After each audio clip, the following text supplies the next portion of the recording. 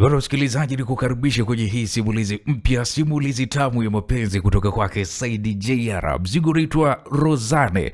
Huyu ni binti ambaye tutakwenda kuyajua mambo mengi sana, hususan maisha yake kwenye hii simulizi iliyobeba jina lake ya kuitwa Rozane. Langu jina naitwa Uncle J Simulizi. Bwana, kama ni mgeni hapo, usisahau kubonyeza alama ya subscribe kwenye hii YouTube channel yangu ya Uncle J Simulizi. Sasa bwana, nisiwe mzungumzaji, karibu tukaianze sehemu ya kwanza, mzigo wa kuitwa binti Rozane. Karibu.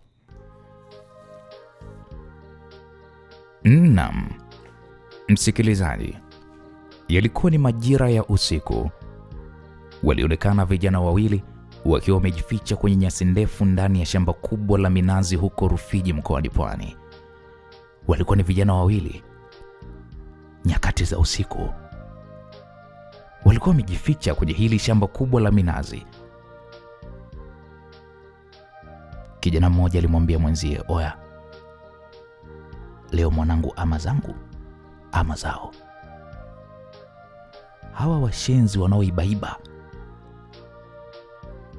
kila siku lazima tuibiwe nazi zetu. Lazima leo mimi niwakamate."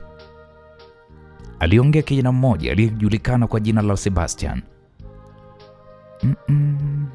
Oya, Sebastian, kumbuka hapa sisi tupo wawili tu. Hatuna silaha kali yoyote. Sasa vipi kama hawa wezi wakiwa ni wengi? Vipi kama wanakuja na silaha za moto, inakwaje? Nisikilize kaka, wewe usijali kabisa. Usalama wetu ni muhimu.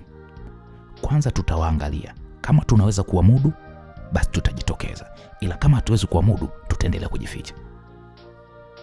Tukiona kabisa hawa tunaweza kuamudu, tunawakamata sisi wenyewe, ila tukishindwa inabidi tukariri sura zao. Na mimi na uhakika, ndugu yangu, na uhakika kabisa huyu mwizi huyu atakuwa anatoka hapa kijijini kwetu. Kama sio hapa kijijini kwetu, basi atakuwa anatoka katika vijiji vya jirani. Kaka, wewe subiri uone. Stuko hapa tunamsubiri, subiri. Huyu mwizi ametuzoea na leo lazima tumkamate. Naam, Sebastian pamoja na rafiki yake afahamikaye kwa jina la Kambi waliendelea kusubiri kwa muda mrefu bila ya kumwona mtu yeyote akiingia ndani ya hilo shamba kubwa lenye miti mirefu ya minazi. Wakiwa wanaendelea kusubiri, ghafla waliona kundi la wanawake wapatao kama 5. Wanawake hawa walikuwa wanakuja kwenye hili shamba huku wakiwa wanasukuma toroli kubwa haya ambayo mnayaita mikokoteni. Sasa Kambi akamshtua mwenzie, "Oe Sebastian, oe angalia kule mwanangu."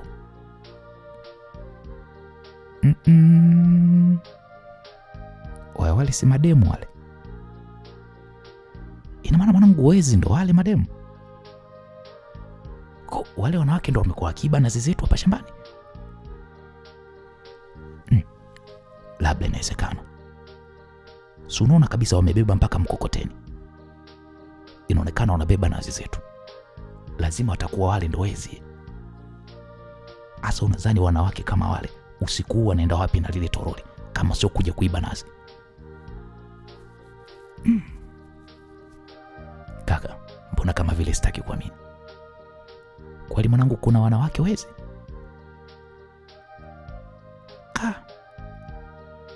Kama kweli wao ni wezi, I say, hapa kijijini hakuna mwanamke anayeweza kupanda mnazi akaenda kuangua nazi. Nesitoshe, unaona kabisa minazi hapa shambani ni mirefu. Sasa inawezekana vipi wale wanawake wakawa wanapanda juu ya minazi? Siamini kama wale wanawake ni wezi kaka.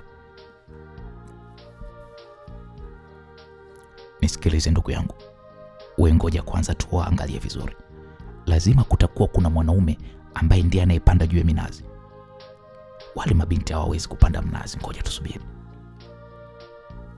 Naam, Sebastian pamoja na Kambi waliendelea kujificha huku wakiwa wanatazama wale wanawake ambao bado walikuwa hawajawajua vizuri, kwa sababu kwanza walikuwa wako mbali kidogo. Kwa hiyo walikuwa hawaoni kwenye sura zao vizuri, kwa sababu pia ilikuwa ni giza, kwa sababu ilikuwa ni majira ya usiku.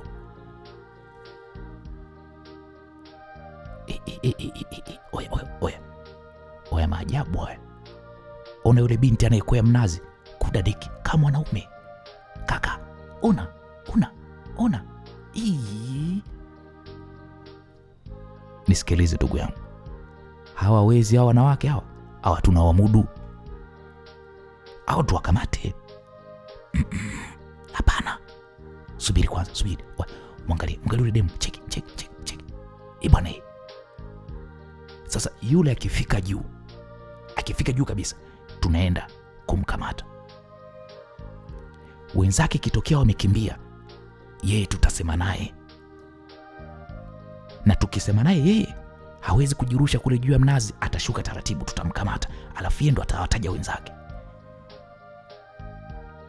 Msikilizaji, wakati huo yule binti aliyekuwa anaendelea kukwea ule mnazi, huku wenzake wakiweka vizuri pale toroli tayari kwa kupakia nazi ambazo yule binti anakuwa anaziangua kule juu. Kweli bwana, ndani ya dakika 2 tu tayari yule binti alikuwa kashafika juu kabisa ya mnazi, kitendo kilichofanya hata wakina Sebastian wanashangaa. Hawakutegemea kuona mwanamke tena usiku wa manane anakwea mnazi mrefu kiasi kile. Oya Sebastian, yule ni mwanamke kweli yule? Usikute kavaa wigi tu. Nisikilize Kambi, twende tukawavamie. Hapo ndo tutajua yule mwanaume au mwanamke. Twenzetu. Naam, Sebastian pamoja na Kambi walianza kuwasogelea wale wanawake taratibu, bila ya wao wale wanawake kujua kwamba walikuwa wanasogelewa. Sasa wakati wanaendelea kusogea, kwa bahati mbaya huyu kijana Kambi alijikwaa, kitendo kilichofanya wale mabinti 4 waliokuwa pale chini washtuke. Macho yao yote wakaelekezea kule ambapo walikuwa wamesikia sauti ya mtu amejikwaa. Jamani, hivi mmesikia hiyo sauti? Kama kuna mtu amejikwaa? Aliuliza binti mmoja, na binti mwingine akasema, hata mimi nimesikia. Inaonekana kuna watu hapa wanatunyemelea. Hebu nyie mpeni ishara Rozane ashuke. Mwambieni Rozane ashuke chini haraka. Binti mmoja aliwasha taa nyekundu na kisha kaizima. Kitendo hicho kilifanya binti Rozane, ambaye alikuwa yupo juu kule anajiandaa sasa kuanza kuangusha zile nazi chini, alipoona taa nyekundu imewasha pap imezimwa, akajua ishara ya kwamba tayari kuna hatari inatakiwa ashuke. Oya Sebastian, wale mademo wametugundua mwanangu. Wanakimbia. Tuwavamie kabla hawajaanza kukimbia tu. Sebastian pamoja na Kambi walijitokeza hadharani na kisha walianza kuwakimbiza wale wanawake. Wale wanawake walipoona ya kwamba wanafuatwa, kila mmoja alishika njia yake, huku akimwacha Rozane masikini ya Mungu ndo akiwa anashuka kutoka juu ya mnazi. Ni wazi walikuwa ni mabinti wenye mazoezi, kwa sababu Sebastian na Kambi hawakuweza kuwakamata wale 4. Hivyo ilibidi sasa warudi haraka kwenye ule mnazi ili wamsubiri huyu binti anayeshuka, wamdake vizuri. Msikilizaji, kwa bahati nzuri Sebastian ndo alikuwa wa kwanza kufika kwenye ule mnazi. Sebastian akatulia pale kana msubiri huyu binti ashuke. Maskini ya Mungu, Rozane anashuka mdogo.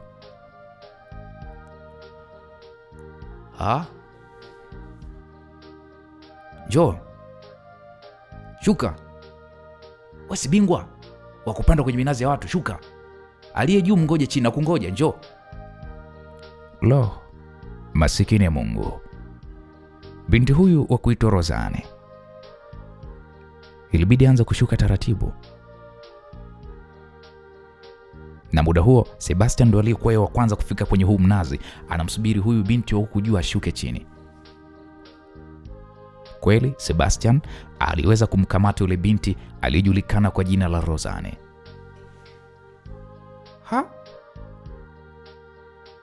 Rozane, ni wewe?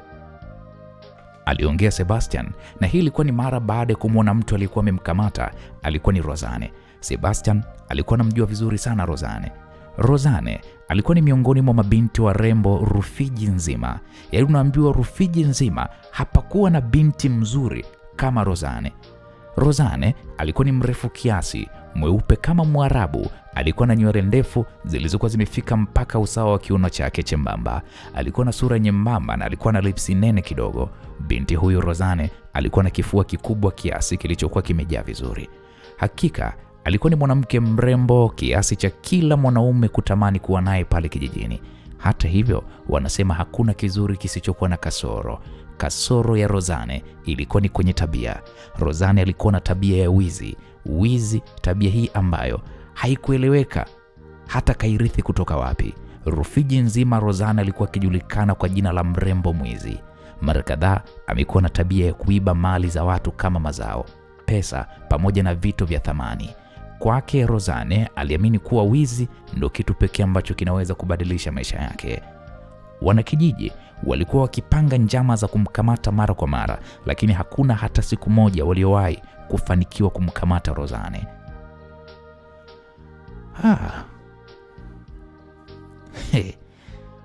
Hatimaye nimekukamata. Nilikuwa najua kama wewe ni mwizi, lakini sikuwahi kuwaza kama unaweza ukaja ukaiba nazi zangu. Niambie binti kama wewe umewezaje kukwea huu mnazi mrefu kiasi hiki? Umewezaje? Aliongea Sebastian huku akiwa anamtazama Rozane, ambaye tayari Rozane alikuwa akashafungwa kamba za miguu na mikononi ili asipate kukimbia. Sebastian, niachie alafu tutaongea. Kama nazi zako mimi nitakulipa, aliongea mrembo Rozane. Sebastian alicheka na kisha akamwambia, wewe nilipe mimi wewe? Hivi wewe unaweza kunilipa mimi wewe? Hapa shambani kwangu nina minazi karibia 127. Kila msimu wa mavuno natoa nazi 2,000 mpaka 3,500. Rozane, niambie, utaweza kunilipa nazi 3,000 wewe? Ambapo kila nazi moja bei yake ni 800. Niambie, utatoa wapi 2,000,000 wewe na 400,000 za kunilipa? Bana Sebastian, niachie hapa niondoke. Mimi na kweli na kulipa hiyo hela yote. Tena nitakupa 3,000,000. Eti 3,000,000. Wewe 3,000,000 utatoa wapi wewe? Wewe kama wewe unataka kwenda kuiba. Kwa hiyo Rozane, unataka nikuache hapa ukaibe sehemu nyingine uje kunilipa mimi pesa ya wizi, si ndio? Alafu kwanza hivi wewe vipi kama usiponilipa hela yangu? Nisikilize Rozane, hiyo janja yako hiyo kwangu haifanyi kazi. Siwezi kukuachia. Nadhani unajua ya kwamba nilitangaza kwamba siku nikimkamata mwizi wa nazi zangu shambani nitampika supu afu nitainywa mimi mwenyewe kwa hasira ambazo ananisababishia. Sasa lazima nitimize azma yangu, afu isitoshe hakuna mtu atakayejua kama ni mimi nimekukamata. Kwa hiyo sala zako za mwisho, tukifika nyumbani kwangu lazima nikupike supu. Nakwambia kweli Rozane, nakupika supu mwizi mkubwa wewe. Wewe una kama nakutania, lakini sala zako za mwisho. Wakati huo rafiki yake na Sebastian afahamikae kwa jina la Kambi alifika maeneo alipokuwa Sebastian. Alikuja pale alipokuwa Sebastian mara baada ya kuwakosa wale mabinti wengine waliokuwa wamekimbia. Huyu kijana Kambi naye kama Sebastian tu alishangaa kumwona Rozane. Sebastian, mbona sitaki kuamini? Hivi ninachokiona ni kweli? Sebastian, ina maana huyu Rozane mwizi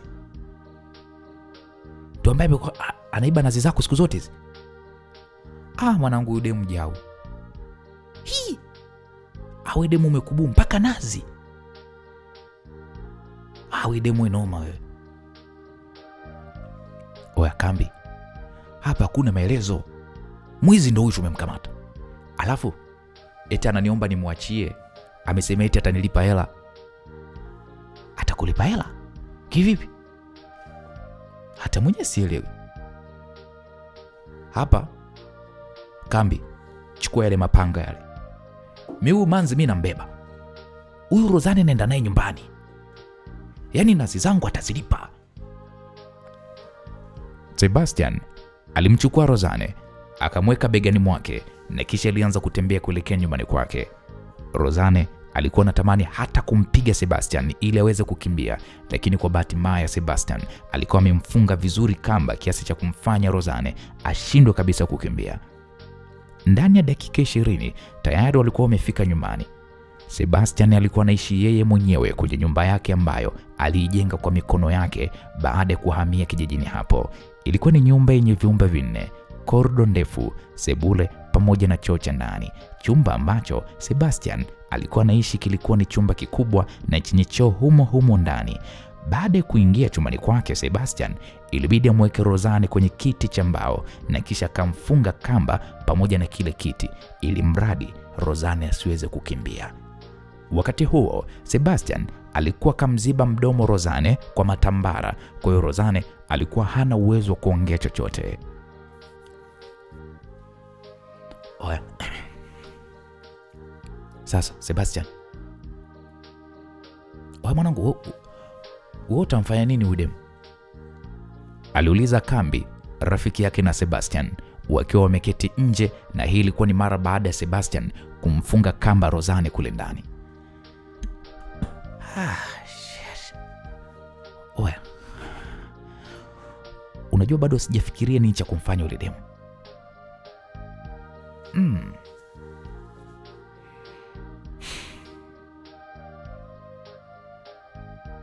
Unajua pale nimeongea tu yale maneno kumtisha, lakini kaka, mimi sio muuaji. Na hapa nafikiria kama kesho nikimpeleka polisi Rozane, nitamfungulia mashtaka.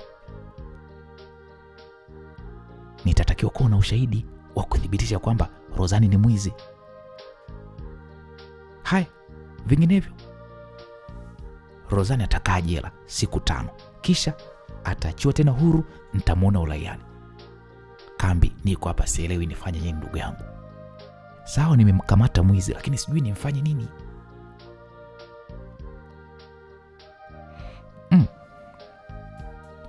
Kwa sasa wewe Sebastian, wewe utafanyaje? Nisikilize Kambi. Nataka kuwapata kwanza wale rafiki zake waliokimbia. Tukiwapata wale, tukawabananisha, basi lazima watakubali kusema ukweli mahakamani. Kwa hiyo hapo naweza nikamtia nguvuni Rozane. We Sebastian, sasa si wale mademu tunawapatia wapi waliokimbia? Hata sura zao hatujaziona.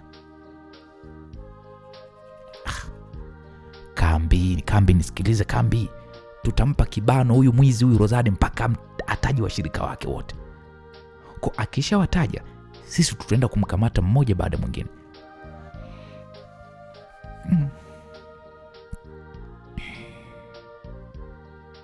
Unahisi huyu demu atakubali kweli kusema ukweli?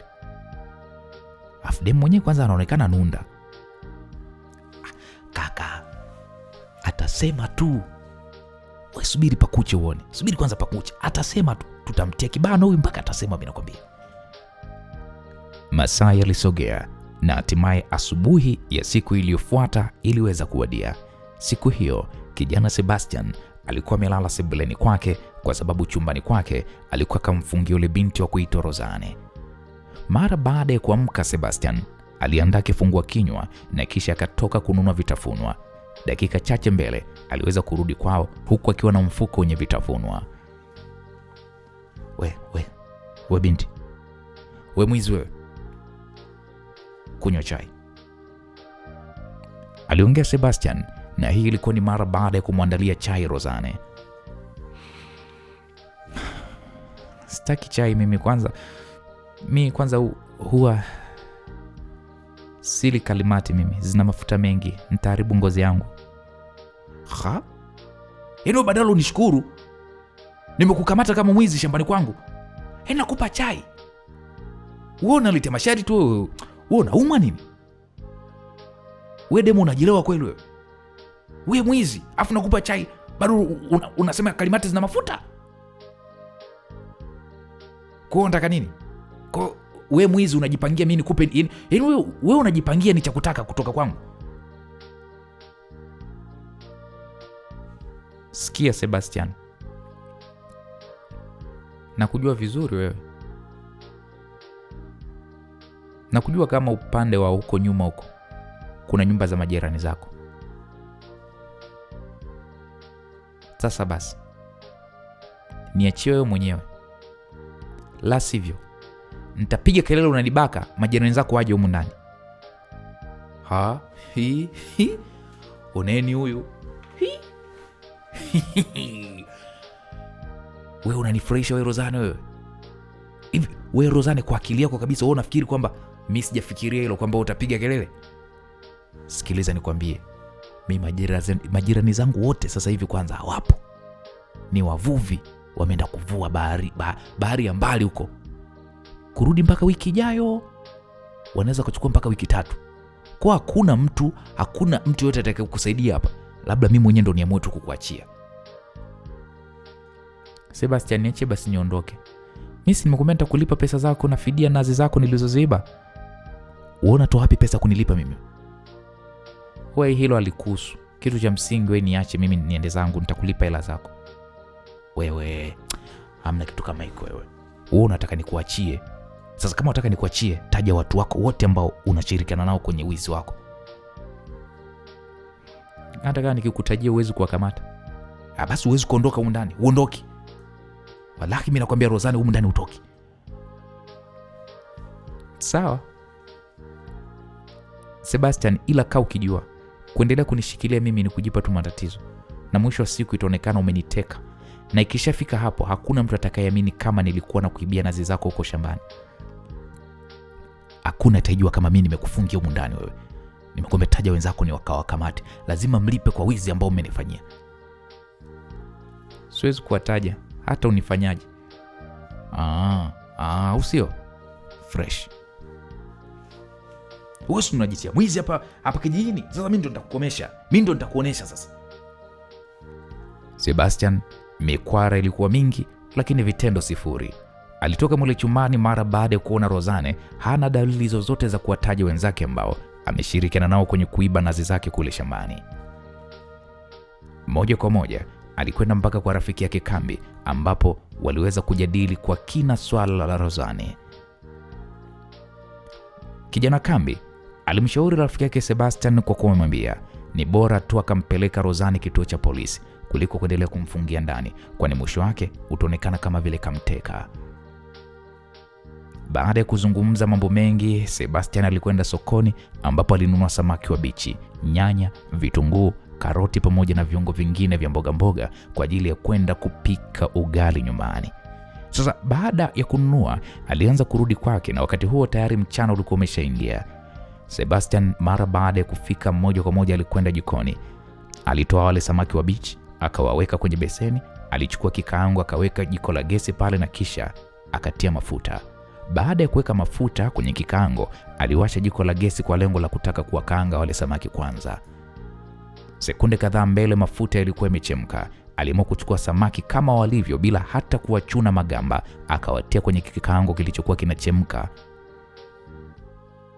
Mlio wa mafuta uliokuwa umechanganyikana na maji ulimshtua Rozane aliyekuwa kafungiwa huko chumbani.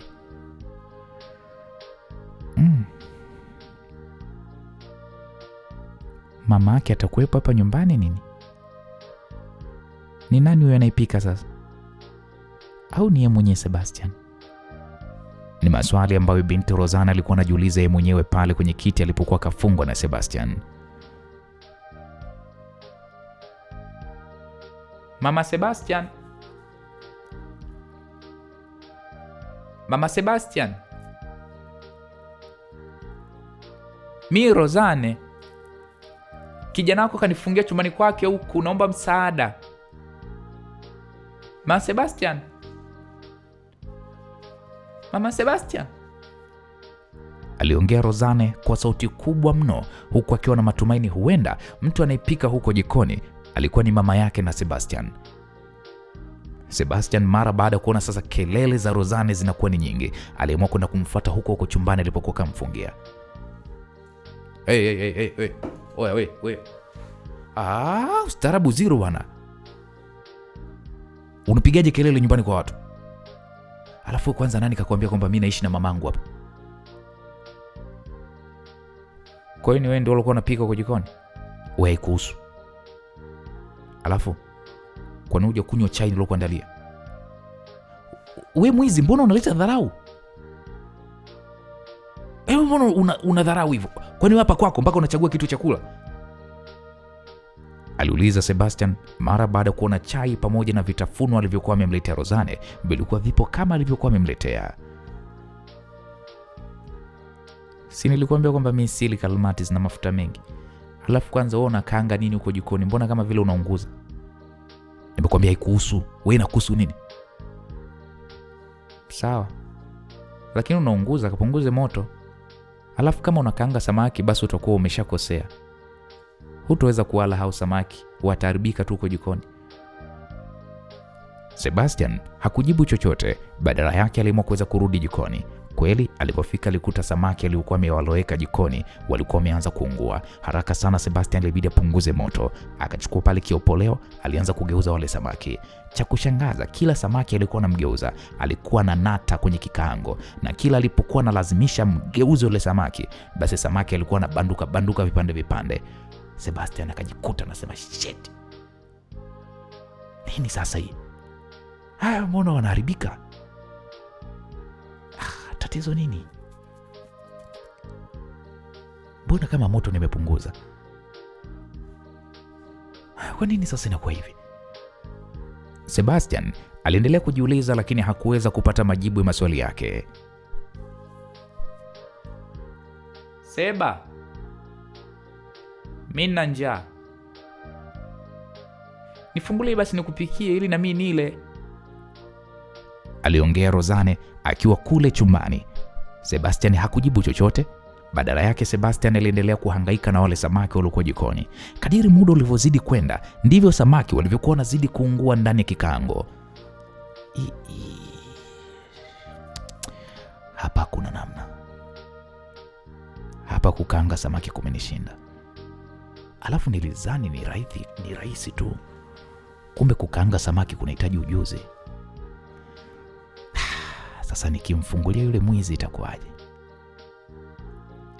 Ngoja nimfungulie yule mwizi Rozane apike, vinginevyo hapa samaki wangu wa 12,000 wote wataungua.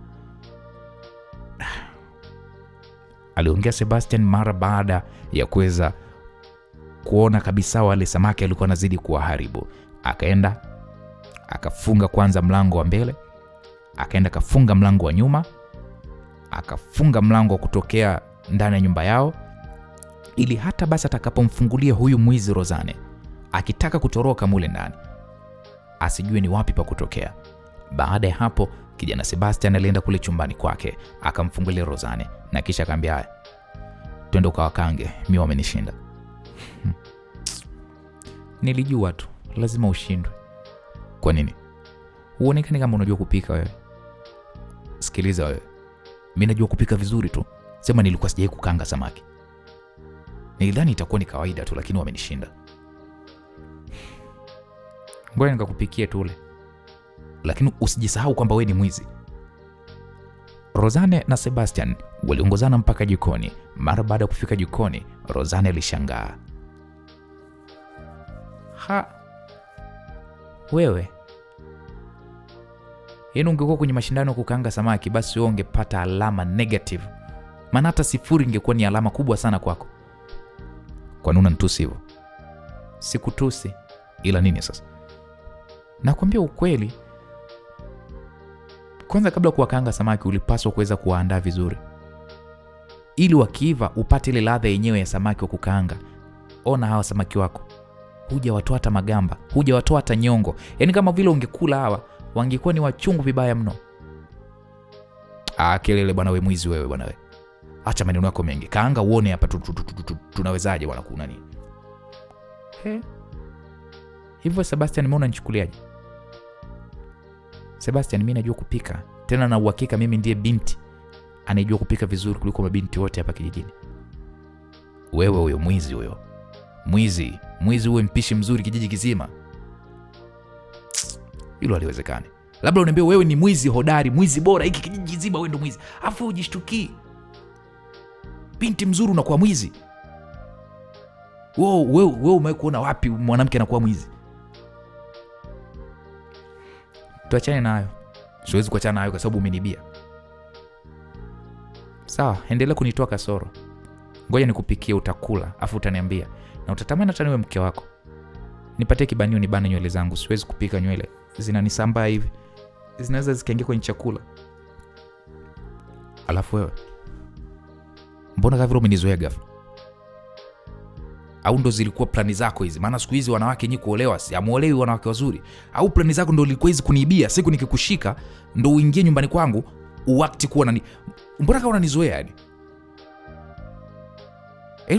Unaniomba mpaka kibanio. Unataka kibanio cha nywele hapa kwako wewe? Wewe si mwizi tu hapa, nimekufungia hapa kwangu. Kwa mwisho wa siku utaniomba mpaka wanja na kope upake kwenye wewe. Pika. Ishe. Alafu unajifanya wewe nunda. Pika. Sebastian, niwaambie wenzako hata huo wanaume wa ubabe huuwezi. Nipe hiyo laba bendi hapo juu hapo. Au na yenyewe kunipa hiyo laba bendi utaki? Sebastian, hebu acha kujitia ugumu basi. Chukua laba bendi unige bana hizi nywele. Mbona unakuwa hivyo? Mimi sikuchukuli, chukua mwenyewe. Rozane alichukua laba bendi na kisha alianza kubana nywele zake. Sasa the way alivyokuwa na bana zile nywele zake, alikuwa anazibana kwa mapozi ya hali ya juu. Kwanza Rozane alianza kwa kuzitikisa kwanza nywele zake vizuri kwanza. Alivyozitikisa akazikusanya hivi kwa pamoja kwa mkono wake wa kulia. Akaivika ile laba bendi, kitendo ambacho kilimfanya mpaka sehemu yake ya shingo ikawa wazi inaonekana. Kitendo hicho kilimfanya kijana Sebastian ajikute na mtazama tu Rozane kwa hisia kali mno. Vipi, mbona nitazama? Au umependa nywele zangu Kwa maana najua mpenzi wako hawezi kuwa na nywele kama hizi nzuri. Wanawake kijijini hapa wote wana nywele za vipilipili. Peke yangu ndo na nywele za kihindi. Si unaniona? Wewe acha upumbavu wako wewe bwana wewe. Wewe unajidanganya nini wewe? Mide mwangu mkali. Hakuna anayemfikia kwenye hiki kijiji. Afu eti nakupenda unanipenda. Yaani mimi nikupenda wewe? Ushe kuna wapi mtu kama mimi nampenda mwizi? Kwa hiyo Sebastian, unataka kumaanisha nini? Kwamba mimi na demu wako? Kwamba demu wako mzuri? Sebastian, hebu kubali basi kwamba kwenye hiki kijiji hakuna binti mzuri ananizidi mimi basi. Wewe huwezi kuwa mwanamke mzuri. Nimeshakwambia wewe ni mwanamke mwizi mzuri, kijiji kizima haijapata kutokea. Bado kaanga usamaki. Njaa inaniuma.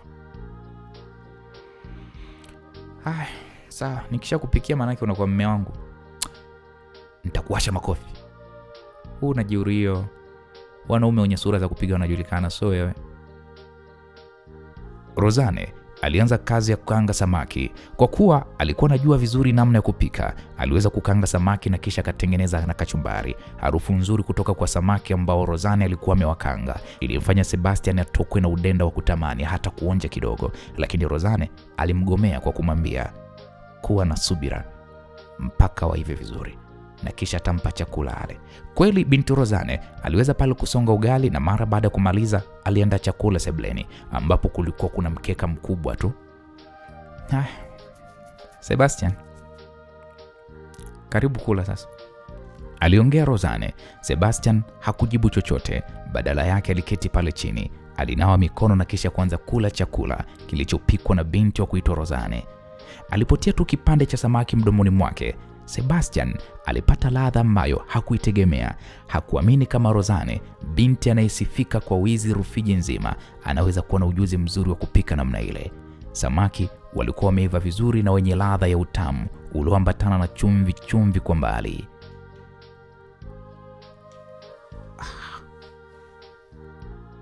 Kumbe unajua kupika, Rozane? Kwa nini basi usifungue hata kibanda cha mama ntilie, mama lishe, ukawa unafanya kazi halali ya kupika kuliko hii staili yako ya kuwa mwizi?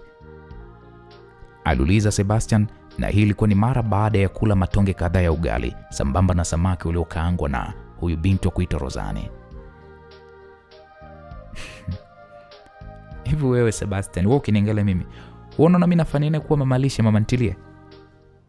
Kwani mama ntilie anatakiwa kuwaje na wewe unatakiwa kuwaje? Mama lishe anatakiwa kuipenda kazi yake. Kwa hiyo hupendi kuwa mama lishe bali unapenda kuwa mwizi, si ndio? Ndo maana yake. Hivi we Rozane, ushawahi kujiuliza siku wewe ukija kukamatwa hadharani wewe na wananchi, wewe unafikiria nini watakufanya kwa tabia yako ya wizi? Sina haja ya kujiuliza hilo swali kwa sababu hakunaga wa kuweza kunikamata mimi. Mbona mimi nimekukamata? Umenikamata ndio, ila kuendelea kunishikilia kwako mpaka sasa hivi tayari hiyo ni faida kwangu. Kivipi hiyo faida? Yani kivipi iwe faida kwako? Au nadhani kwa sababu labda umenipikia labda ndo nitakusamea? Yani unahisi kwamba kirahisi tu kwamba nitakuchekea? Sina maana hiyo. Kumbe una maana gani?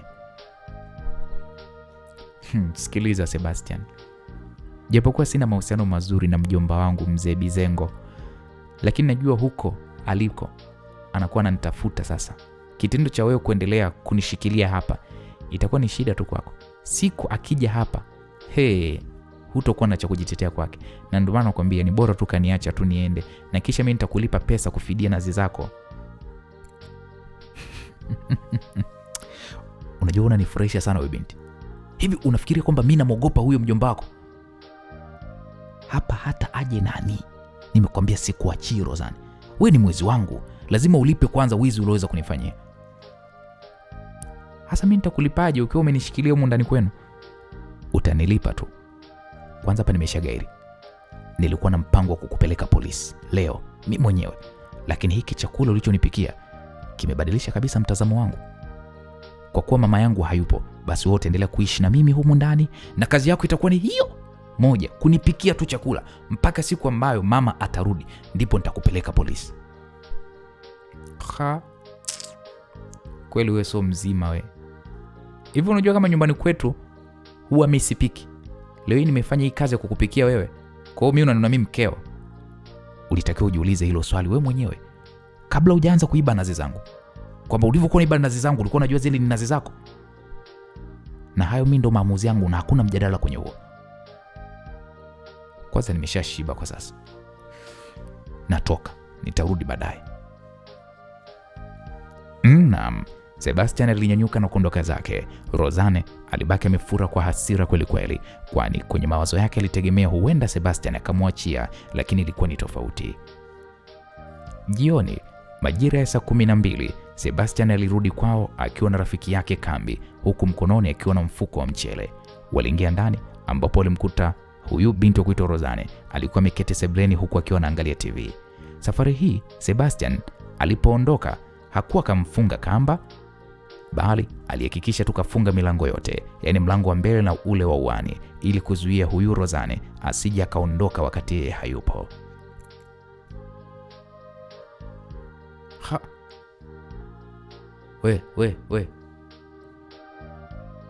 We nani kakupa ruhusa ya kuvaa nguo zangu humu ndani? Nani kakupa hiyo ruhusa? Aliuliza Sebastian mara baada ya kumwona Rozane alikuwa amevaa t-shirt yake ya blue pamoja na bukta yake nyeupe. Yaani mimi nguo zangu nimezifua. Mimi sikuwa na nguo ya kuvaa. Na ndio maana kama kuvaa hizo nguo zako kwani kuna ubaya gani? Kwa hiyo wewe unajiamulia tu mambo wewe mwenyewe. Yaani kana kwamba wewe humu ndani humu ni kwako. Yaani okay. Kwa hiyo ndo mama mwenye nyumba, si ndio? Sebastian, ulitaka mimi nifanyaje sasa? Kambi, hebu msikilize urafiki yako. Hivi rafiki yako yuko sahihi kweli? Toka jana kanikamata, kanifungia humu ndani kwao, sijabadilisha nguo, alafu sasa hivi anaanza kunipigia kelele. Hivi ni haki kweli? Kabla Kambi hajajibu, Sebastian alidakia. Muone. Yaani ona jinsi unavyoongea. Yaani kana kwamba wewe umejiachia Manu, yaani kwamba upo kwenu sasa. Umesahau kama wewe ni mwizi wangu? Umelisahau hilo? Haya. We. Chukua mchele, shika. Nataka kula wali nazi usiku wa leo. Pika wali nazi. Mbona unanipelekesha mimi kama mke? Wewe sio mke wangu, wewe mwizi wangu. Pika wali nazi. Rozane alinyanyuka, alichukua ule mfuko wenye mchele na kisha alienda nao jikoni. Oya kaka, hivi huyu ndo Rozane tuliyemkamata jana usiku ama? Oya Kambi, sasa swali gani hilo ndugu yangu unaniuliza Kambi? Kwani wewe Rozane umjui au? Aise kaka, huyu mwanangu huyu demu ni mzuri. Hivyo Sebastian, wewe ni uzuri wa dada. Sijui ni kwa nini kamekuwa kana tabia ya wizi. Nisikilize Kambi. Wanasemaga Mungu hawezi kukupa vyote. Tabia ya wizi ni moja ya madhaifu ambayo huyu demu yuko nayo. Na mbaya zaidi, haonekani kujutia na hiyo tabia yake ya wizi kaka. Ili mpaka inafika stage mimi mwenyewe namuonea sana huruma. Siku yakija kukamatwa na raia wenye asila kali huyu, watamfanya kitu kibaya sana, kwa maana kabisa uzuri wake alionao. Kwanza lazima watambaka, afikisha ndo watamuua. Mimi nawajua vizuri vijana wa huku kijijini. Ndio tabia zao.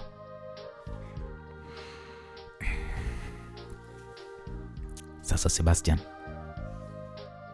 wewe mpango wako nini kuhusu huyu demu? Mimi hapa nilichokiamua, ataishi na mimi humu ndani na kazi yake itakuwa ni kunipikia chakula mpaka pale mama atakapoweza kurudi. Ndio nitampeleka polisi mimi mwenyewe. Sebastian, kwa nini umeamua hivyo sasa? Kambi nisikilize. Huyu demu mchana kapika ugali na samaki. Ala. Oya, ugali ulikuwa mtamu. Yaani utadhani huo ugali umetoka kwenye hoteli ya nyota 5. Yaani huo ugali unaweza kusema umetengenezwa na wataalamu wa mapishi. Kaka, huyu demu anajua kupika.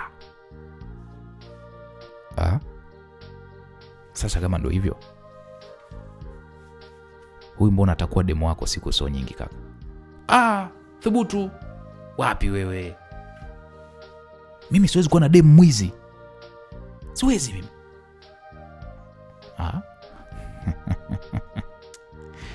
Nisikilize Sebastian, tusidanganyane bwana, sisi sio watoto. Rozane ni mwanamke mrembo sana, sio rahisi kwa mwanaume kuweza kumkataa. Yaani Sebastian, nikikuangalia tu naona jinsi ulivyokuwa umemuelewa huyu, na tena hivi kavaa nguo zako leo kapendeza vibaya mno, afu mtoto mweupe. Unaona muonaje mwanangu? Sikiliza kitu kimoja Sebastian, wewe kama huna mpango na huyu demu, nige mimi, nipatie mimi nikamfungia nyumbani kwangu. Oya Kambi, ushaanza kuzingua mwanangu. We Kambi, wewe una mpenzi wewe.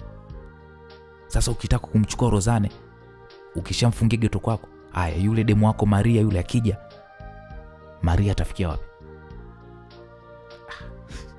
Sikiliza Sebastian, mi Maria nitaachana naye. Oya Kambi, hebu acha hizo pigo bwana. Njoo tupige mahesabu ya nazi tulizouza huu mwezi. Naam, Sebastian aliweza kuua mazungumzo hayo ya kumuhusu mwanadada Rozane kwa kumwambia rafiki yake huyo Kambi wapige hesabu za mauzo ya nazi kwa mwezi mzima. Wakati huo Rozane alikuwa yuko jikoni akiandaa wali wa nazi pamoja na mchuzi wa samaki wenye nazi pia. Saa 2 usiku chakula kilikuwa kimeiva. Rozane aliweza kuandaa pale na kisha Sebastian na Kambi walianza kula. Kilikuwa ni chakula kitamu mno. Kambi alitamani hata kuondoka na Rozane akamfungia nyumbani kwake ili awe anampikia tu, lakini Sebastian alikataa. Baada ya kula chakula hicho, kijana Kambi aliaga na kisha aliondoka zake kurudi nyumbani kwake. Sebastian, hivi utanifungia humu ndani kwenu mpaka lini? Aliuliza Rozane ambaye alikuwa amesimama pembeni ya Sebastian.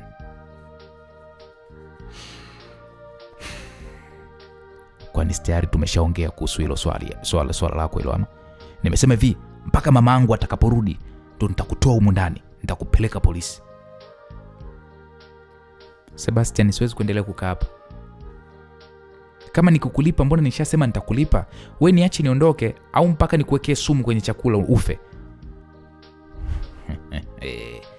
Sikiliza wewe, huwezi kufanya hivyo kwa sababu unajua kitakachokukuta ni jela au kifungo cha maisha ama kunyongwa. Sasa jaribu kufanya hivyo kunikia sumu uone. Kwanza hiyo sumu utaitolea wapi?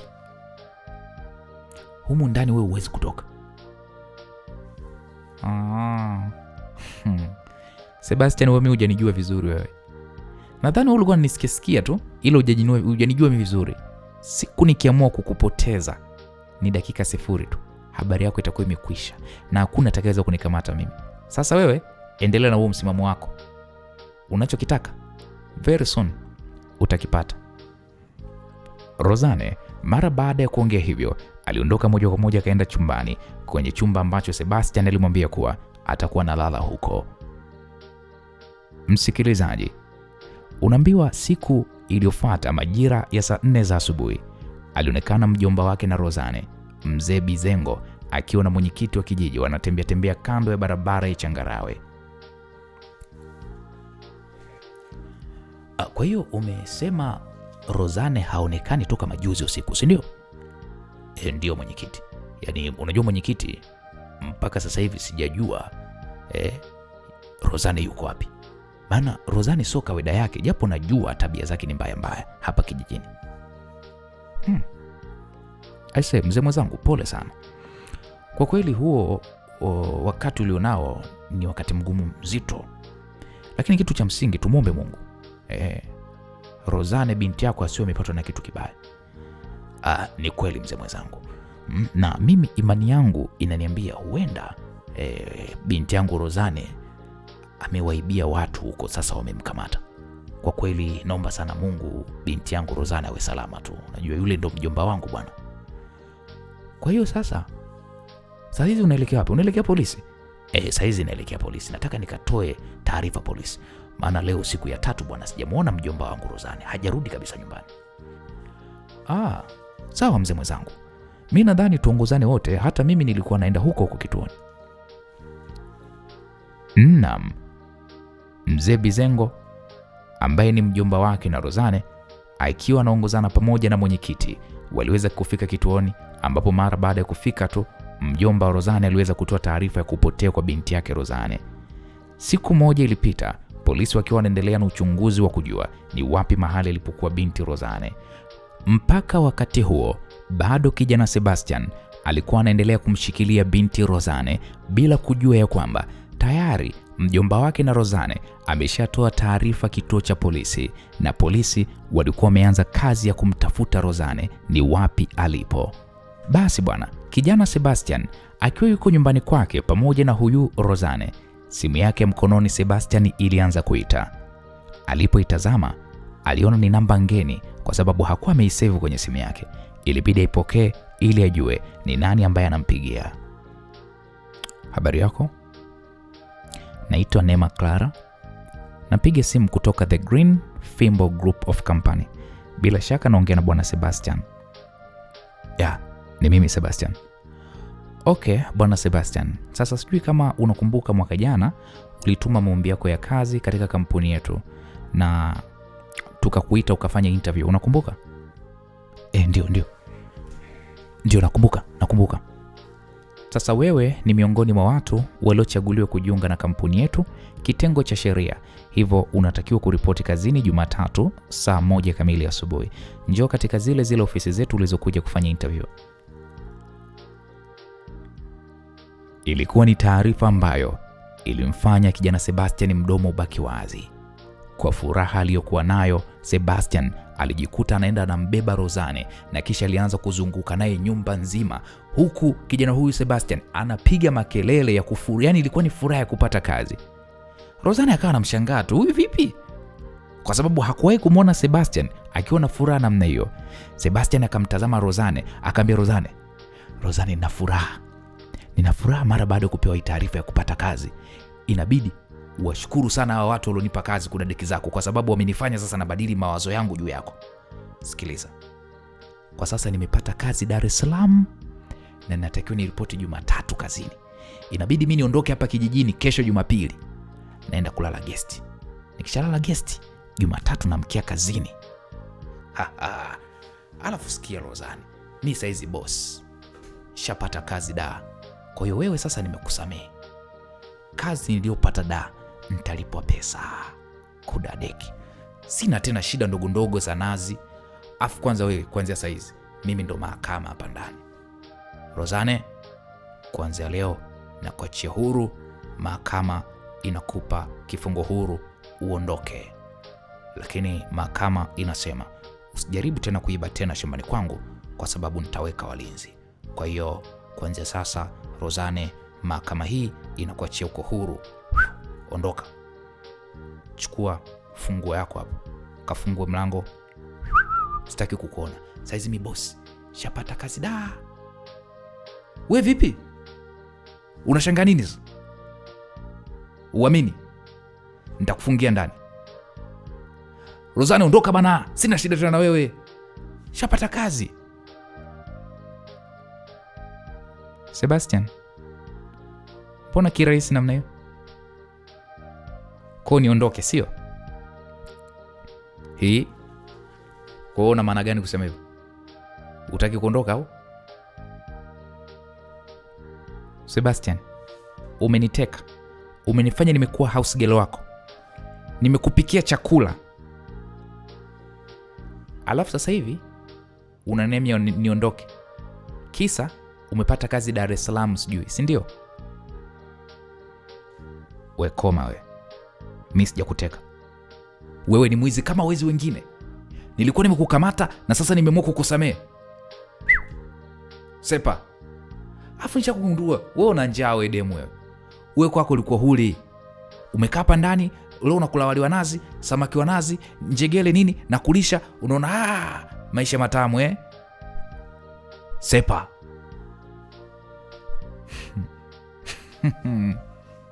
Sebastian, nilikwambia mimi hujanijua vizuri. Sasa ngoja nikuoneshe upande wangu wa pili. Ipo hivi. Mi hapa ndani siondoki, na huko da kwenye kazi tunaenda wote. Sibaki mimi kijijini hapo.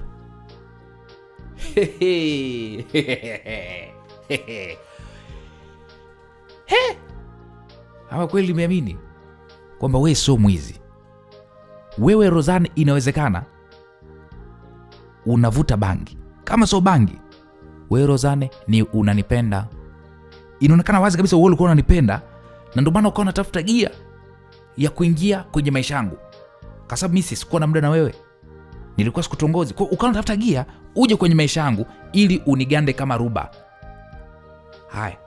Mimi nimepata kazi da. Unataka uende na mimi da. Uende na nani? Haya. Wewe ulinibia nazi zangu, nimekufungia ndani na kuachia uhuru uende kwenu, hutaki. Unataka nini? Unataka nini Rozane? Wewe sema yote. Sebastian, sema vyovyote utakavyosema, lakini nimekwambiaje? Mimi huniachi na uko da tunakwenda wote baba. Da tunakwenda wote wewe kama nani? Ili mpaka niende na wewe da, wewe kama nani? Nakuuliza Rozane.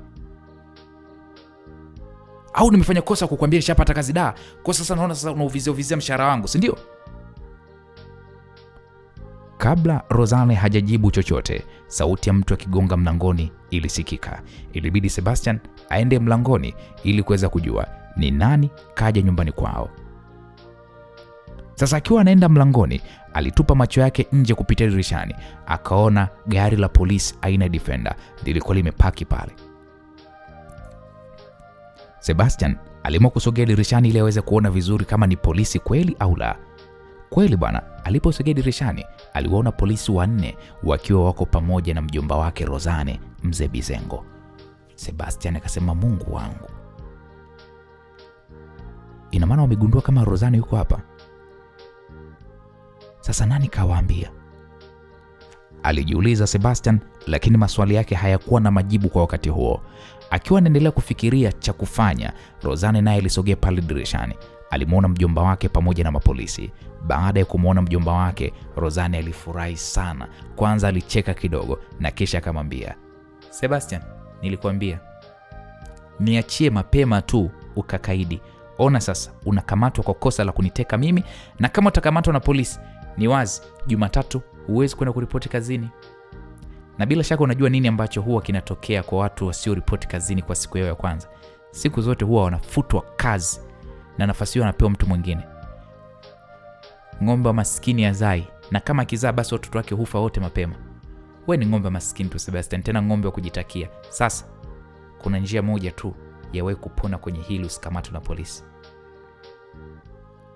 Naam, mpaka hapo Sebastian hakuwa hata na muda wa kufikiria. Haraka akamuuliza Rozane ni njia gani hiyo na kama inawezekana aifanye ili mradi asikamatwe. Maana hata kama angethibitisha kwamba Rozane ni mwizi, bado angekutwa na hatia ya kumshikilia mwizi nyumbani kwake badala ya kumpeleka kituoni kwa ajili ya taratibu zingine za kisheria. Rozane, unataka nifanye nini? Inabidi tukubaliane kwanza Sebastian, aliongea Rozane huku akiwa anamtazama Sebastian kwa umakini. Ongea basi haraka haraka. Ongea haraka haraka kabla polisi hawajaamua kuweza kuingia huko ndani kwangu. Kwanza kabisa, tukitoka hapo nje tunasema sisi ni wapenzi. Kwa mpaka hapo kutakuwa hakuna kesi. Upo? Kutakuwa hakuna kesi. Lakini ili nikubali kukusaidia, lazima ukubali kwenda na mimi Dar. Haya, sema. Unakubali au unakataa?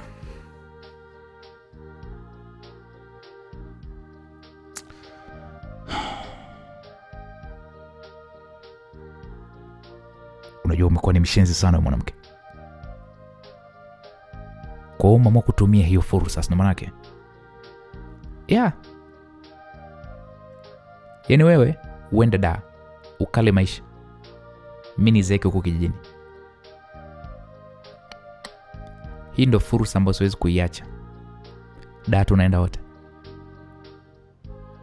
Rozane,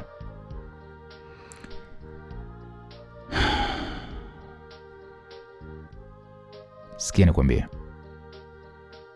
huu sio utani sasa. Nakuomba uwe serious kidogo. Nilikuwa nakuletea utani lakini sasa hizi tuwe serious basi. Sasa uende Dar. Uende Dar na mimi kwa misingi ipi? Rozane, mimi siwezi kwenda Dar na wewe.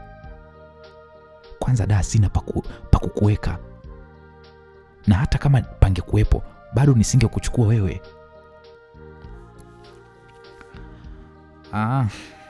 Sawa, kama umeamua hivyo hamna shida. Ila kama ukijua nitawaambia polisi ya kwamba umeniteka na utakuwa hapa kutokea.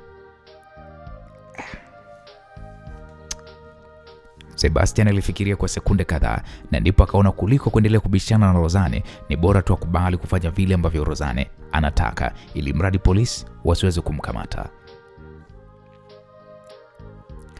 Okay. Sawa, nimekubali. Tutaenda wote Dar. Usiwaambie polisi kama mimi nimekuteka. Hapo sawa. Sasa ngoja nikafungue mlango. Taratibu, Rozane alianza kupiga hatua kwenda kufungua mlango. Akamwacha Sebastian ikiwa bado amesimama pale dirishani. Mjomba, aliongea Rozane mara baada ya kufungua mlango. Binti yangu, uko salama kweli? Unajua tulikuwa tunakutafuta sana. Mjomba, mimi niko salama mjomba, kama unavyoniona. Sina tatizo lolote. Ina maana mjomba hapo umekuja wewe mwenyewe? Ndio mjomba. Mjomba, naomba unisamehe, sikuaga na pia sijakwambia kama mimi na Sebastian ni wapenzi. Wapenzi?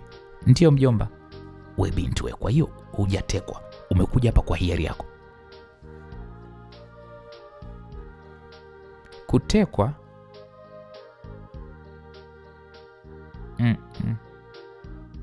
Sijatekwa. Mimi hapa ni nyumbani kwa mpenzi wangu. Anaitwa Sebastian. Tena ngoja nimuite. Sebastian. Rozane alimuita Sebastian ambaye sekunde kadhaa mbele na yeye alitoka nje. Waliweza kuthibitisha kwa polisi ya kwamba wao ni wapenzi, kwa hakuna kesi ya utekaji. Ilibidi polisi waondoke huku wakimtaka mjomba wa Rozane baadaye aende kituoni kwa ajili ya kufuta kesi aliyokuwa amefungua ya kupotea kwa Rozane. Sebastian, hebu niambie, we lini ulianza kuwa na mahusiano na binti yangu? Ni swali ambalo aliuliza mjomba wake na Rozane, na hii ilikuwa ni mara baada ya polisi kuweza kuondoka. Mjomba, Sebastian hata sio mwongeaji. Kiufupi mimi nipo naye kwenye mahusiano mwaka wa pili sasa. Aliongea Rozane mara baada ya kuona Sebastian anapata ukakaso kujibu hilo swali aliloulizwa.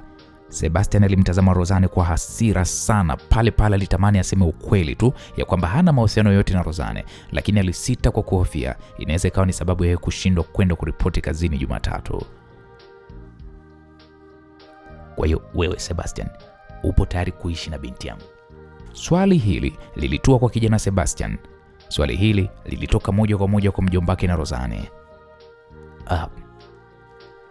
Ndio mjomba, niko tayari, alijibu Sebastian, japo moyoni mwake alikuwa na hasira mno na Rozane. Kwanza akamuibia nazi zake, lakini pili anakuja kumpa uchumba ambao hakuwahi kuutarajia kama unatokea baina yao.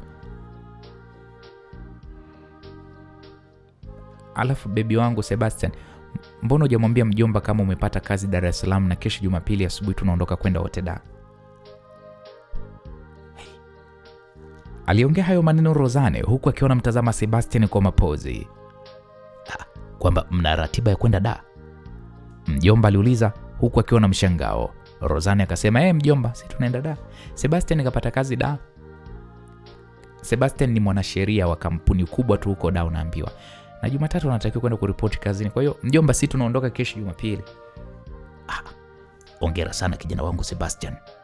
Kwa upande wangu mimi nawatakia kila laheri. Ila mkishaweka mambo sawa, ni vyema basi nyinyi mkafunga ndoa kuliko mnaendelea kuishi namna hii bwana. Sio vizuri bwana. Sebastian alishangaa mno kuona mjomba wake na Rozane anayatamka maneno kama yale. Yaani kirahisi mno. Kwa mawazo yake, kijana Sebastian aliamini ni lazima tu mjomba wa Rozane angekataa Rozane asiende naye Dar, hali ya kuwa sio wanandoa. Lakini cha kushangaa, ndio kwanza mjomba alikuwa anabariki hiyo safari.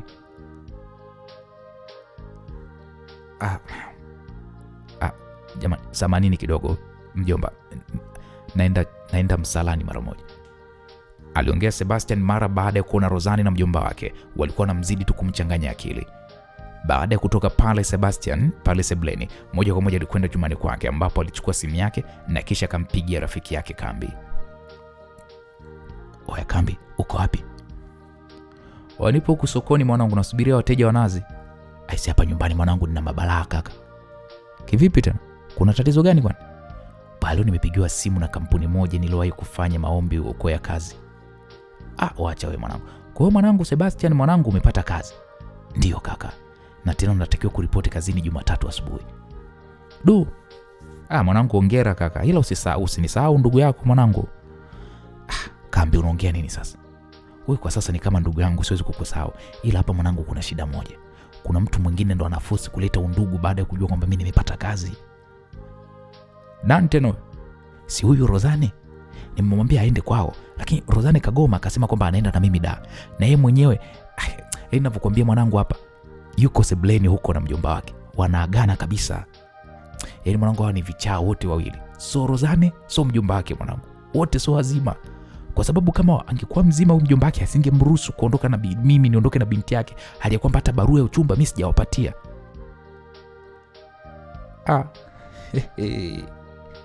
Kaka pole. Ila kwa mtazamo wangu hapo, umesikia Sebastian? Kuna mambo mawili. Moja, huenda mjomba wake Rozane ameridhia hilo kwa sababu amechoshwa na tabia za Rozane. Kwa kitendo cha yeye kuondoka naye kwake itakuwa ni ahueni na ndio maana hajakataa. Lakini jambo la pili, huenda wanajua ukienda huko Dar maisha yako yatakuwa mazuri sana. Kwa kama utakuwa na Rozane, ni wazi na yeye pia huyo mjomba huwezi kumtupa. Kwa kiufupi hapo, huyo mzee Bizengo yukafuata maokoto kutoka kwako kaka. Oya Kambi, unanicheka mwanangu, alafu unazidi kunivuruga akili. Binafsi mimi nimepanga kumtoroka Rozane. Mimi akia Mungu nakwambia ukweli, siwezi kwenda na Rozane Dar mimi. Lazima nimtoroke kaka. Yaani siwezi. Sebastian, usifanye hivyo. Yaani kwa nini sasa nisifanye hivyo? Nisikilize Sebastian. Huyu mwanamke Rozane huyu ni kichwa kibovu kaka. Ndio maana Kumbe mwenyewe unajua kama ni kichwa kibovu, si ndio? Unajua kabisa kwamba Rozani ni kichwa kibovu. Sasa unanizuiaje nisimtoroke? Nisikilize Sebastian, sijamaliza kuongea. Huyu Rozani ni kichwa kibovu, si ndio? Kama utamtoroka, Rozani anaweza akaja huko kazini kwako, alafu akaja akachafua CV yako, na mwisho wa siku unaweza kujikuta unakosa kazi bure. Cha msingi Sebastian, wewe fanya hivi. Kwa kuwa wewe ndio unaenda Dar, unaenda kutafuta maisha, na wewe Dar kule bado ni mgeni, na isitoshe bado huna pesa yoyote, na hapo haujui kupika. Sasa si bora ukaenda na huyu mwanamke? Ukishaenda na Rozane, unamfanya kama house girl wako. Kwa hiyo kwa namna yoyote ile utajikuta kaka unapunguza gharama ya kwenda kula kwenye migahawa kila siku. Kambi, wewe hujui tu. Tatizo huyu mwanamke ni mwizi kaka. Kambi, unavyozungumza hivyo utadhani wewe mwenyewe hujui kama huyu demu ni mwizi. Huyu demu ni mwizi, unalijua hilo. Alafu pia isitoshe kule ni Dar es Salaam kaka, lile ni jiji. Sasa hii tabia yake ya kuzoea kuiba hapa kijijini atakwenda kuifanya kule mjini. Kaka, mimi sihitaji matatizo, na ndio maana mimi nimekuambia nataka nimtoroke Rozane kihali yoyote ile, nataka nimtoroke.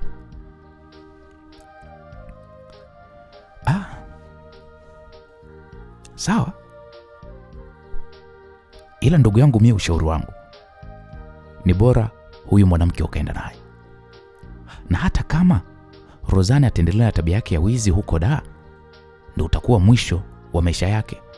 Wahuni kimdaka kwenye tukio la wizi, basi atakuwa kajimaliza yeye mwenyewe kaka. Wewe nenda naye. Acha kunizengua Kambi.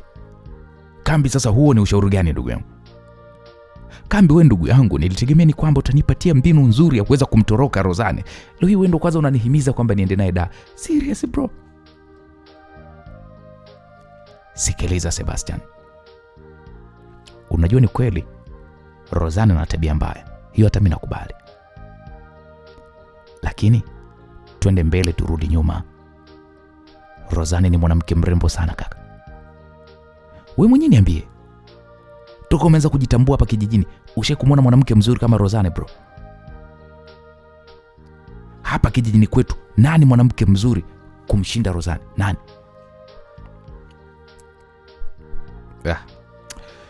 Bana, sikiliza Kambi, wanawake wazuri wako wengi sana tu kwenye dunia, hujatembea tu mwanangu. Alafu pia uzuri wa mwanamke sio muonekano brother.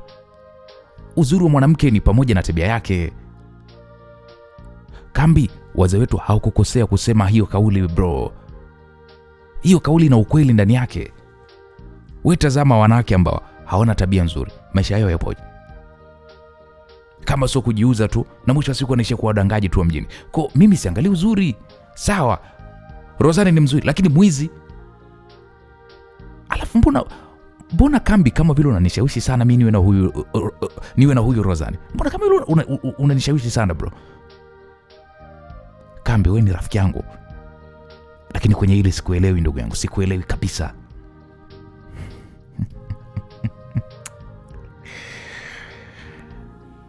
Sebastian, mimi nimekupa ushauri tu, vyovyote utakavyoamua wewe ndo iwe, ila tu mwanangu nakuomba usinisahau ndugu yako, unaenda Dar huko kaka, usinisahau. Kambi, hamna shida ndugu yangu, siwezi kukusahau. Na hata hivyo ngoja nichukue tu kwanza ushauri wako. Ngoja niende naye kwanza Dar. Nikisheka mambo sawa kazini, sasa nitakuwa niko uhuru wa kuweza kumfukuza. Maana kwa sasa kama nikimwacha kweli anaweza kaniharibia kazi huyo mshenzi. Sinaona sasa ndugu yangu, ukaona kama vile mimi nakunganganiza, lakini ukweli ndio huo. Huyu demu kichwa ni kibovu kile. Kila la heri ndugu yangu.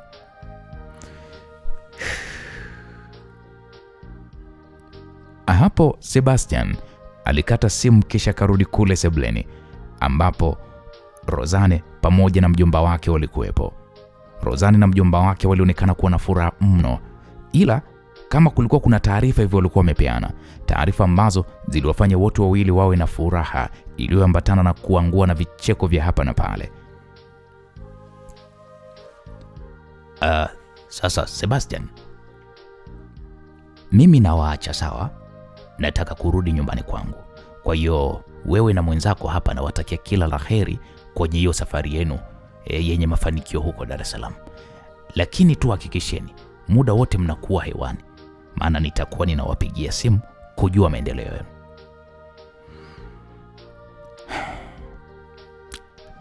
Sawa mzee, haina shida. Haya, mimi nakwenda sasa, niwaache. Mzee Bizengo, mjomba wake na Rozane, alinyanyuka na kisha aliondoka zake. Mara baada ya kuondoka tu, Rozane na Sebastian walianza kuzozana tena.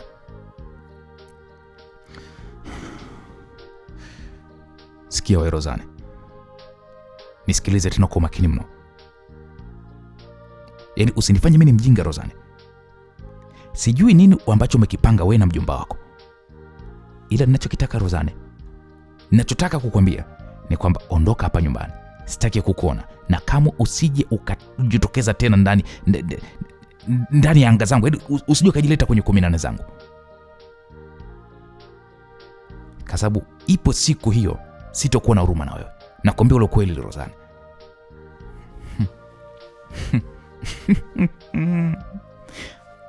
Alafu Sebastian bana,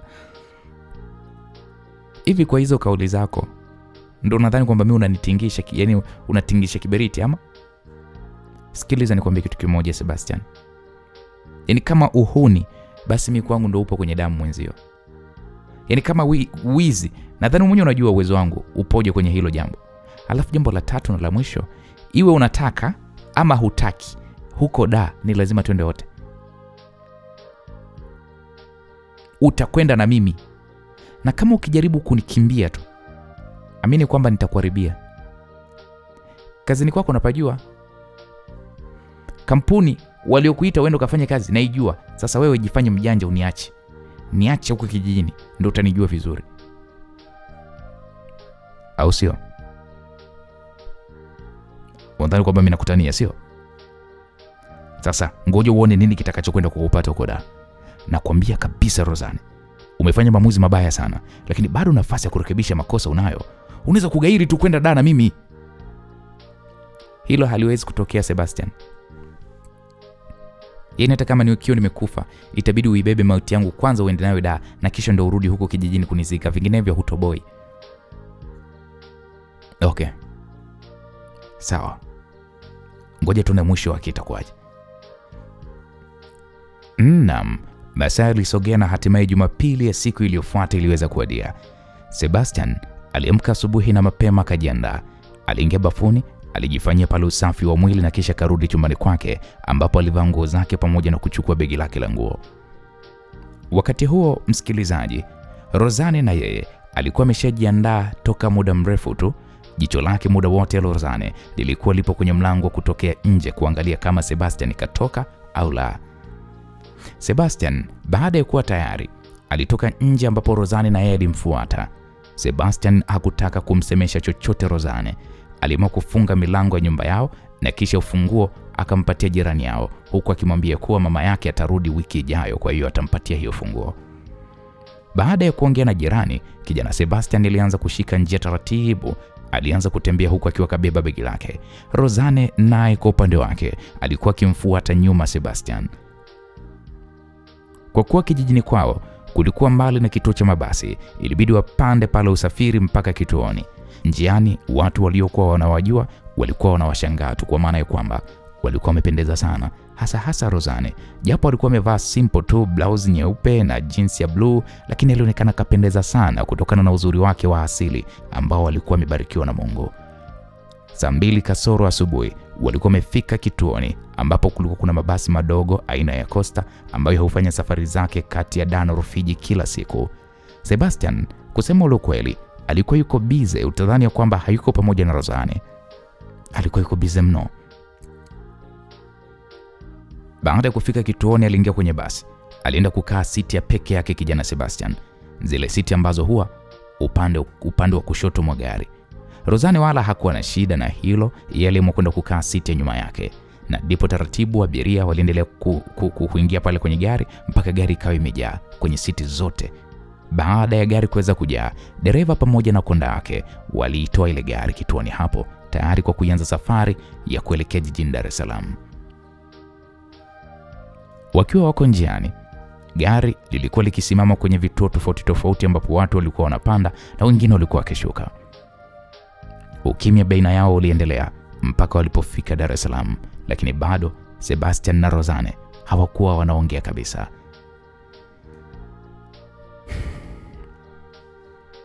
Kwa hiyo umeninunia ama? Aliuliza Rozane, na hii ilikuwa ni mara baada ya kushuka tu kwenye kituo cha mabasi Mbagala rangi 3 jijini Dar es Salaam. Hii wewe, mimi sina kuuliza wewe Sebastian, mbona kama vile unijibu? Wewe Sebastian wewe. Bwana hebu niache bwana wewe. Wewe mwanamke vipi? Wewe shida yako nini? Shida yako ilikuwa kufika da ama? Da umeshafika?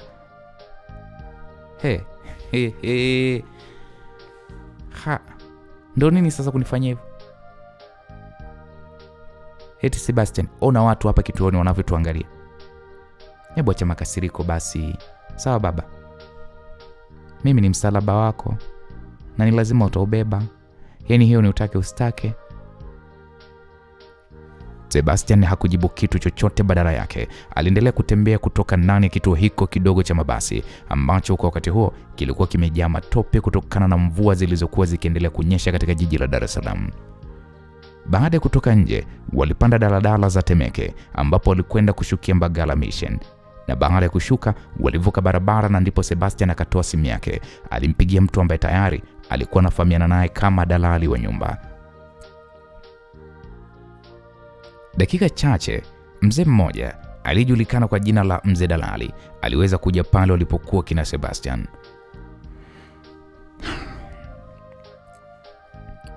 Shikamoo mzee wangu. Marhaba Sebastian, karibu sana. Huyu binti ndo mke wako? Huyu hapana, mimi ni dada yake. Kabla hata kijana Sebastian hajamaliza kuongea, Rozane alidakia huku akiwa anamwangalia Sebastian. Haya karibuni sasa. Sasa tunaweza tukaenda sasa, alisema Mzee Dalali, na kweli walianza kutembea kumfuata mzee huyu Dalali kule alipokuwa anaelekea. Naona umefurahi sana Sebastian, alisema Rozane wakati wakiwa wanatembea kwa miguu kumfuata Mzee Dalali aliyekuwa mbele yao. Sikiliza wewe. Unisikilize kwa makini. Nitakuwa na furaha siku ambayo utakayoondoka kwenye maisha yangu Rozane. Kwa kama nisipoondoka ina maana kwamba utakuwa na makasiriko milele? Hapana. Kama usipoondoka kwa hiari yako, basi nitakuondoa kwa lazima. Usijali Sebastian. Wala hata sitakuwa na wewe kwa muda mrefu. Nimelazimika tu kuwa na wewe kwa sababu sina sehemu ya kulala huku da. Nikishapata tu sehemu ya kulala nikishapata tu kile kilichonileta huku da, nitakuacha uwe huru na maisha yako. Kwa hiyo nivumilie tu kwa muda mfupi. Kwani huku umefuata nini? Utajua tu. Cha msingi kwa sasa unatakiwa kuweza kunihudumia tu mpaka nipate kilichonileta huku. Wewe mpuuzi nini? Hebu nitolee ujinga wako hapa. Wewe vipi wewe? Aliongea Sebastian huku akiongeza hatua mbele kumfuata Mzee Dalali mara baada ya kuona Rozane anamwambia mambo ambayo yanazidi kumkera. Sebastian, karibu sana. Nyumba yenyewe ndo hii hapa. Karibu sana kijana wangu, aliongea Mzee Dalali, na hii ilikuwa ni mara baada ya mzee huyu kuwafikisha Sebastian na Rozane kwenye nyumba ambayo ilikuwa inapangishwa. Ilikuwa ni nyumba iliyogawanyika sehemu mbili, huku katikati ikiwa ina korido ndefu. Kila upande wa nyumba hiyo ulikuwa una vyumba viwili, sebule pamoja na choo.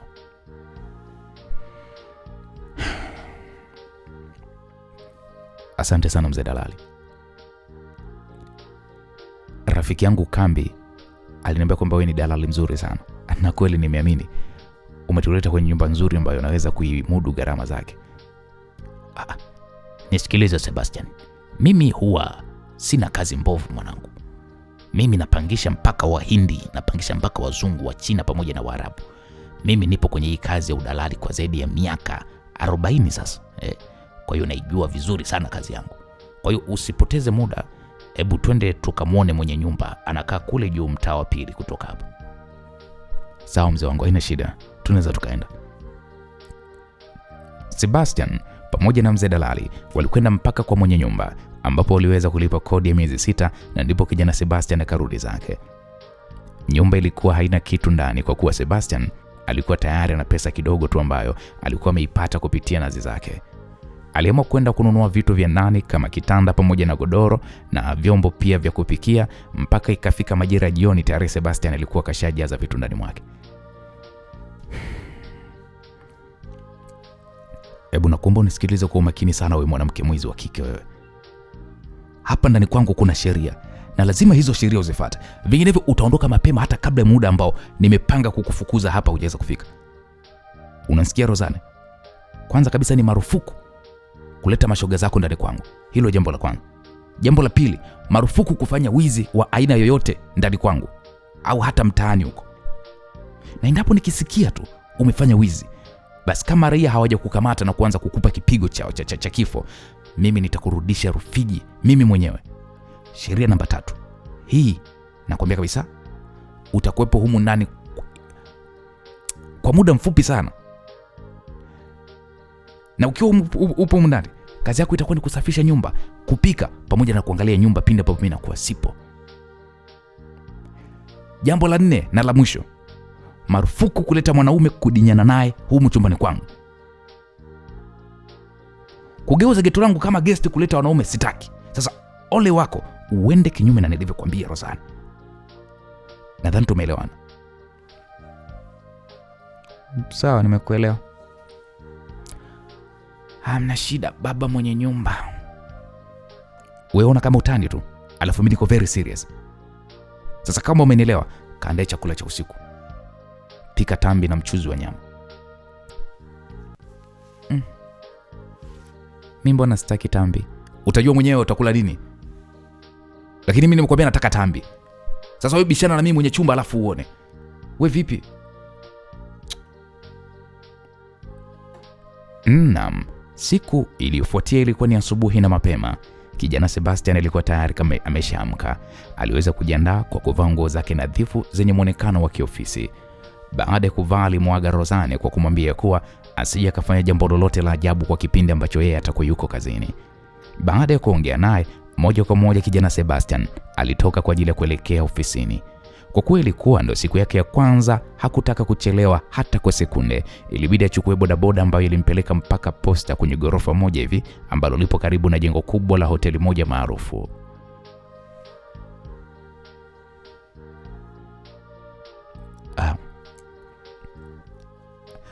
Habari yako? Naitwa Sebastian Black. Nimekuja kuripoti kazini. Aliongea Sebastian, na hii ilikuwa ni mara baada ya yeye kuweza kuingia ndani ya ghorofa hilo. Akaambiwa, karibu sana Sebastian, tafadhali panda ghorofa ya 3, utakutana na ofisi ya meneja mwajiri, ingia huko kwa ajili ya maelezo zaidi. Alikuwa ni mdada wa mapokezini, na ndipo taratibu kijana Sebastian alianza kupandisha ngazi kuelekea juu alikokuwa ameambiwa. Alipanda ngazi mpaka kafika ghorofa ya 3, ambapo moja kwa moja aliingia kwenye chumba cha meneja mwajiri, ambapo alikutana na mzee mmoja hivi aliyekuwa ameketi kwenye kiti cha kuzunguka. Mkononi mwake alikuwa ameshika moja ya faili alikuwa analisoma.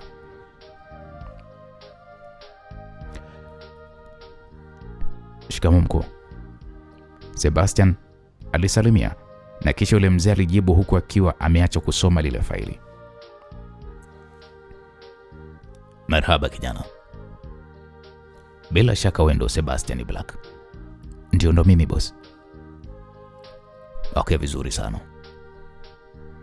Umekuja muda sahihi sana kijana wangu. Wewe pamoja na wenzako wengine 4 mmechaguliwa kuwa sehemu ya idara ya wanasheria wa hii kampuni. Hebu shika hili faili. Lina mwongozo mzima wa kazi, kuanzia katiba ya kampuni, haki za wafanyakazi pamoja na mambo mengine kuhusiana na kampuni. Na kama utaridhika na matakwa ya kampuni, basi utatia saini huo mkataba ambao upo kwenye hilo faili. Lakini pia kabla hilo, hapa kuna changamoto nyingine, na kwa uzoefu nimeona wewe unafaa sana moja kwa moja kupewa hilo jukumu, na tunataka ufike kazini leo. Ndio maana tukahitaji ufike kazini leo. Ni kwamba bwana Sebastian, unajua kampuni yetu pamoja na makampuni mengine ambayo tumeingia nayo ubia wa kibiashara wapo Zanzibar, wanajadili mradi mpya wa kibiashara ambao utaanza kufanyika mara baada ya makubaliano kuweza kukamilika. Sasa msaidizi wa mwanasheria wetu kapata udhuru kidogo, ana matatizo ya kifamilia, kwa hiyo kashindwa kuungana na timu yetu ya wanasheria ambao wapo huko Zanzibar pamoja na viongozi wa kampuni. Sasa itabidi wewe uende mara moja ukashike nafasi yake, lakini sio lazima kama hauko tayari kwenda huko, kwa kuwa bado unajua hujasaini mkataba wa kufanya kazi katika kampuni yetu, basi unaweza ukasema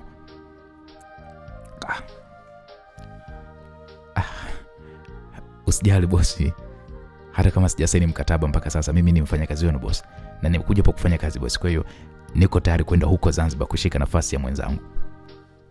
Na okay, vizuri sana kijana wangu, kumbe sikukosea kukuchagua wewe, jembe kabisa.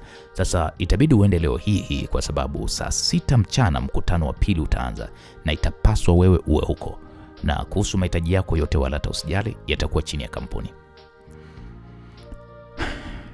Sawa bosi, hakuna shida. Aya, unaweza ukaenda chumba cha pili kutoka hiki cha kwangu, utakutana na mtu atakayehusika na safari, anahusika na safari za wafanyakazi wa kampuni. Yeye atakukamilishia kila kitu. Sawa bosi, nashukuru. Naam, Sebastian bila ya kupoteza muda alienda kwenye chumba alichokuwa ameambiwa. Baada ya kuingia huko, alikutana na mama ambaye alikuwa anahusika na idara ya usafiri kwa wafanyakazi. Yule mama aliweza kuchukua taarifa za Sebastian ambazo tayari zilikuwa zimeshaingizwa kwenye orodha ya wafanyakazi wapya wa kampuni. Baada ya kumaliza kuzichakata, alimgeukia Sebastian na kisha akamwambia, Sebastian, tayari nimeshakuingiza kwenye mfumo wetu. Utachukuliwa na dereva wa kampuni, utapelekwa mpaka airport ambapo utaondoka na ndege ya saa 4 asubuhi kuelekea Zanzibar. Sawa madam. Sebastian alitikia huku akiwa na furaha kubwa mno.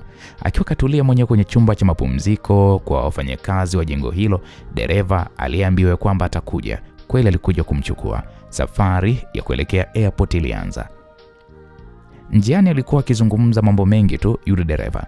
Kupitia yule dereva, Sebastian aliweza kujua mambo mengi tu mazuri na mabaya kuhusu kampuni ambayo amekuja kuifanya kazi.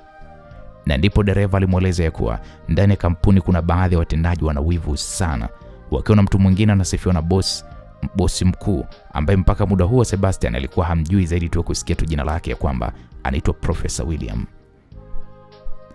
Basi bwana, baada ya kufika airport, moja kwa moja aliingia ndani ambapo hakukaa sana kwa sababu muda wa ndege kuondoka ulikuwa umeshakaribia. Yeye pamoja na abiria wengine waliweza kupanda kwenye ndege na kisha safari ilianza. Msikilizaji, sasa huku upande wa pili, ilipofika majira ya saa 2 za usiku, Rozane akiwa yuko sebleni huku mwenyewe na peruzi simu yake, ghafla Sebastian aliingia, na Sebastian alionekana kuwa na hasira kali sana mpaka Rozane akawa anashangaa. Sebastian alivua koti lake la suti akatupa kwenye sofa na kisha alianza kumfokea Rozane.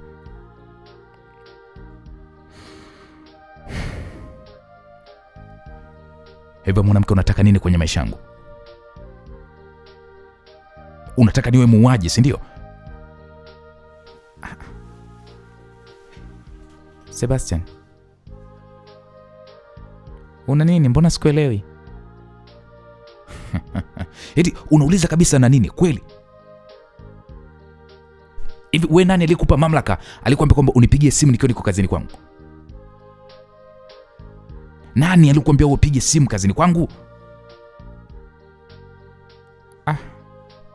Mimi nilijaribu tu kukupigia binafsi, lakini Sebastian ulikuwa upatikani, ndo nikaamua kupiga simu huko kazini kwako. Na mimi lengo langu halikuwa baya. Nilitaka kujua tu utakula nini usiku ili nijue na kupikia nini. Wewe mjinga nini wewe? Ujue mimi nitakula nini?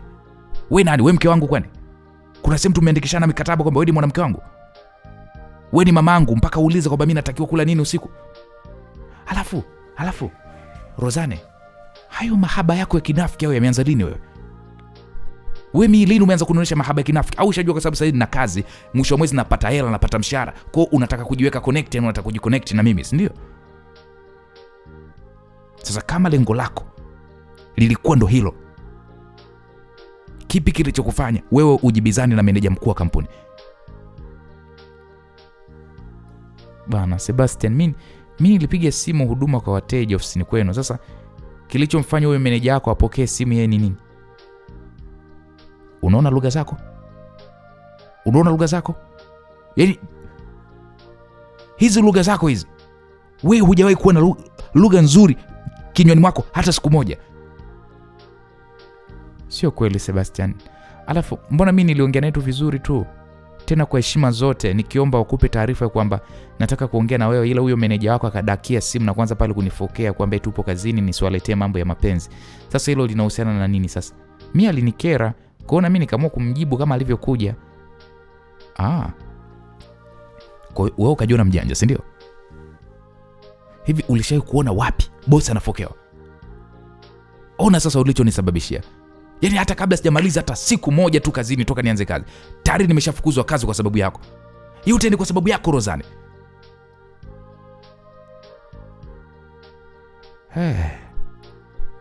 Rozane alichoka hoi. Na hapo sasa Rozane ndipo akaelewa kwa nini Sebastian aliingia hapo ndani akiwa na hasira. Msikilizaji, siku ya kwanza tu kazini Rozane kashamharibia mwenzie kazi.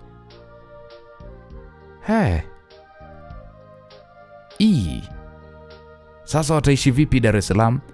Na kazi ndo walikuwa naitegemea huyu kijana kuitwa Sebastian.